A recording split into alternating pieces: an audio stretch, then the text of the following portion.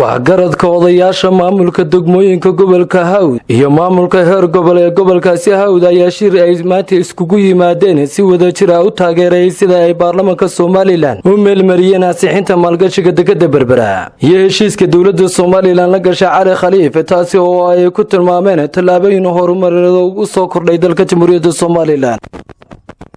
Bismillahir Rahmanir Rahiim. waxaan taageersanahay mashruuca dekedda ee haddii alla yidhaahdo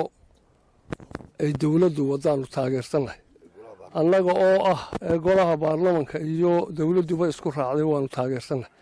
waanu taageersanahay annagoo ah gobolka Hawd iyo degmooyinka hoos yimaada odayaasheeda oo dhan oo meeshan ku shira waanu taageersanahay taageeradaasaan wadnaa waanu taageersanahay dekedda Berbera haddaanu nahay gobolka Hawd iyo degmooyinka la falgala ee uu xukumo dhammaan halkan aanu ku dhannahay waananu ku raacsanahay oo waanu taageersanahay mashruuca baarlamaanku asriciyey ee dekedda Berbera si toos ah oo farxad ku jirta ayaanu taageersanahay anagu xagaradkiisii waxaanu halkaa aanu u taagannahay macnihii dekedda Berbera baarlamaanka iyo dawladdu ansixiyeen gobolka Hawd haddii aanu nahay annaguna waanu taageersanahay hambalyo ayaanu leenahay in taageerada aanu u muujinayno mashruuca DP War ee dekedda Berbera ay baarlamaanku ansixiyeen waxaanu leenahay baarlamaanka hambalyo waa ku guulaysateen waa guul ay gaadhay Soomaaliland horumarkeeda waa ka shaqayseen sidaa si lamid ah hawlaha kalena laydinka baahan yahay waxa halkan maanta aanu hambalyada ka dirayaana ay yihiin degmooyinka gobolka hoos yimaada gobolka Hawd iyo sida degmada Balacbane Sayla annagoo afkoodii ku wada hadlayna waxaanu leenahay waanu idin taageersanahay waananu ku faraxsanahay hambalyaanu leenahay midda labaad waxaan raacinayaa heshiiska Cali Khaliif Galeyd la gaaray ee xukuumaddu la gaadhay taana aad iyo aad baanu taageersanahay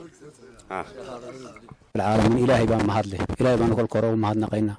إله يعني الدكدة نبتقريان نوجو دميجي إله النجرنسية نعفق الدكدة سائلة هاي أن إنا نوذ فهنه إله قلبي يكون ذري أيام مهدنا قينا وحنا عملينا إن دمان أمدا وذا فهنتي نعفق نوجو جرا وذا فهنتي نبتقريه ذا دين أي نكوا لقاضني أنا قلنا يعني هم بريان وإذا كلنا هالكلام نكوا برياننا كل هذه اللي متقريه نوجو دماتي نعفق إنه ولا هدين وذا فهني هم بريان لنا على خليق بقليل وحنا هذا أنا وحنا لو شيء ما أراد من عيني على لو شيء هذه يعني إلهي كوافجية سدي يعني عقل أفعنا الآخرة على أفعنا هذه على كوافجية هذه على كوافجية سدي يعني تدوين هذا تنتوه هذه على كوافجية وعن لنا نبونا وعن كل ما نقينا ورد عمر الله كل دوري إلهي سبحانه وتعالى ملا أنتوا كل قريد أنتوا كل قري هذا الكيادني إلهي الزيادة يعني بركة يكون قنيصاي الله يكون زيادة إن أين يعلم له خاشع نوانا أقسم باتهاي هذه ما أنت يعني أدنيه تدوينها أتقرتي دتك يعني دنتيسي يتوبة دادي إلهي هذا راح يكون زيادة هذا كلنا وحنقول درينا وليبا لماك حامر كسوة هدلي ولي يعني حمر دني موجود شرطة يقولنا فهمي يقولنا هم بني إليه باو عبينا أنت يا رجل ما كانه وحين لا يدين هلا كلا وحبل يدين كاغرن ماي وحبل يدين كاغرن ماي waxaanu leenahay haddaanu nahay gobolka Hawd iyo degmooyinkiisa hoos yimaada iyo maayirada waxaanu leenahay hambalyo madaxweynaha iyo baarlamaanka intaba waxaanu ka hambalyeynaa go'aanka fiican ay gaareen heshiiskii dekedda Berbera DP War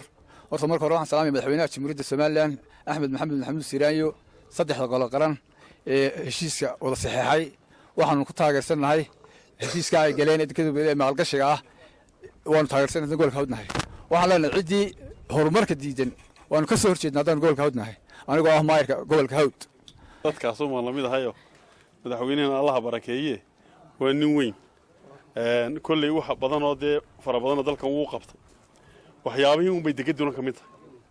Allah barakeeye baan leenahay isagii xukuumaddiisaba wax fara badan oo kalena waa laga sugaya dadka ka hadlaya arrinta diidan kulli waa fikirkooda laakiin ummadii Soomaaliland dhinac bay u badatay waana ka wada raali arrinkan waan soo dhaweynaynaa inteeda kale waxaan ku yardarsanaynaa baan ku darsanayaayo meel yar xoqonaya xaggan dhirta iyo dadka marka la soo qabto dadkii waxay leeyihiin maanaan nalooma sheegin geedku inuu dambiyana waa la wada ogyahay waxaan leenahay qofku waxaanu garanayn waa cadow qofku waxaanu garanayn waa cadow geedkaa marka la idinku qabto waa qof adgoysay ninka geed gooyo waa qof la gooyey oo qof ka qaalisan waayo geedka waa noole xoolihiina ku nool inana xoolii bay ku noolla sidaasaan loo kala maarmayn markaa dadka gobolka hawd waxaan ka codsanaynaa inay il qura ku eegaan oo qofka dhirta goynteedu dee cadow uu inoo yahay waan si u wada aragno oo aanu afmiishaar ka faa'iidaysan qofka marka lasoo qabto wax kale ku sheegin geedkaasunbaa loo haystaa wax kaloo loo haystaa ma jirto wixii uu waajib lehna waa la marinaya dadka waxaan leeyahay dhirtaa ka foojignaada ha laga foojignaado oo dhirtaa waa lagu dhimanayaa 3 sano iyo wax ka badan 3 milyan iyo wax ka badan qofna ma qaadi karayo wuxuu meesha ka deeyay waxaan way kala weyn culeyskeeda ay leedahay dadkuna sharciga aqoon uma leh waxaan ka codsanayaa dadku inay ka foojignaadaan xukuumaddana hawlo fara badan bay iyo gobolka qabatay qaar badan oo kalena waan ka rajaynaynaa ciidanka bilayska oo u horeeyo janankoodu asluubta maxkamadda gudoomiyaha gobolka kolay dad isku xidhanoo iyo maayarkaba maayarada degmooyinka dad isku xidhanoo hawsha si u wada qabta oo isku duuban baana waxaana tamar naga reebinna waanu qabanaynaa runtii waxaan aad ugu faraxsanahay oo aad u hambalyeynaya odayaasha iyo madaxda gobolka madaxda degmooyinka sidan ay u hambalyeeyeen horumarka runtii qaranka ay xukuumadda ka shaqaynayso baarlamaankuna ay la gartay runtii mashruuca dekadu waa mashruuc lafdhabar u ah nolosheenna waa mashruuc aqoonsigeennii lafdhabar u noqonayo oo dhagaxii ugu horreeyay aynu qaadayno noqonaya waa mashruuc cadow badan oo somalilaanihi oo runtii uu jecel yahay inaanu hirgelin dekadu inaanay inoo dhismin oo mashruucaasi hirgelin waxaan number 1 dabada ka riixayo wada cadowga Soomaaliland baa dabada ka riixaya waxaan u aragnaa in cadowga Soomaaliland ku fashilmay mashruuca waxna aanay ka qaban karaynin baarlamaanka xukuumaddu way soo dhigtay madaxweynuhu ka shaqeeyay xukuumadduna way soo dhigtay baarlamaankuna wuu ansixiyay aad iyo aad baan ugu hambalyeynaa ansixinta baarlamaanka aanay u kala harin lama oran karo way u kala hareen si waxa weeye dhammaystiran bay u ansixiyeen aan cidi ka maqan ee u ansixiyeen aad bay ugu mahadsan yihiin waxaanaanu dadkan halkan gobolka hadlayo odayaashanina waa Soomaaliland oo dhanba maaha in isku reerayo in qaybayo in degmo qura maahe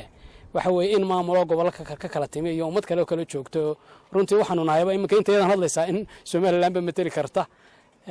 waxaanu isnaa mararka qaar gobolaan areer hadda dekada yeelan lahayd meesha hadday badii noqon lahayd wax oran lahayn war inaga noo soo wareejiyo dekada halkan ba laga sameeyo dad fara badan ba yar uu dareen lahaay oran lahaa inuu dekada ma laga dhigo deegaankiina de waxba idinka soo gaadhi lahayd marka runtii waxaanu ku hambaleynaynaa reer Berbera iyo gobolka Saaxilna dadkoodu majority dadka waxgaradka dadka sharafta leh dadka horumarka jecel dadka waxa weeye qarannimada jecel inay taageersan yihiin baanu ognahay mas'uuliyiinta odayaashooda inay taageersan yihiin marka runtii